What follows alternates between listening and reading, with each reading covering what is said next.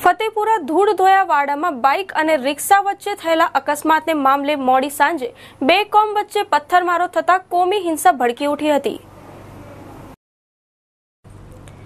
ધૂળધોયા વાડામાં રહેતો રાજેશ ચૌહાણ મકરપુરામાં એક two wheeler કંપનીમાં વર્કશોપમાં મિકેનિક તરીકે નોકરી કરે છે।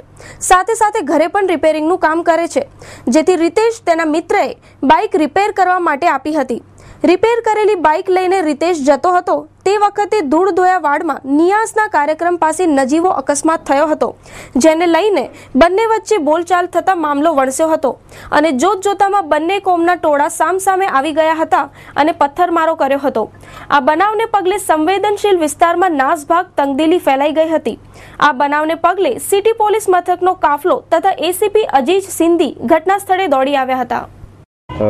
મોટરસાયકલ અને રિક્ષા વાળા વચ્ચે સામાન્ય બોલાચાલી થઈ, જેના હિસાબે ટોળા ભેગા થઈ ગયા હતા અને સામાન્ય પથ્થરમારો થઈ।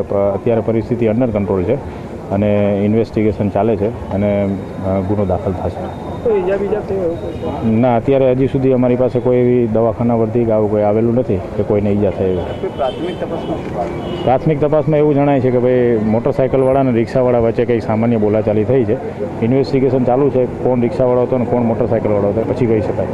આ રોડ પર હા, પથ્થરમારો થયેલો છે સામાન્ય, પણ પથ્થરમારામાં હજી સુધી કોઈને ઈજા થઈ હોય એવું ક્યાંય અમારી તપાસમાં નથી જણાય।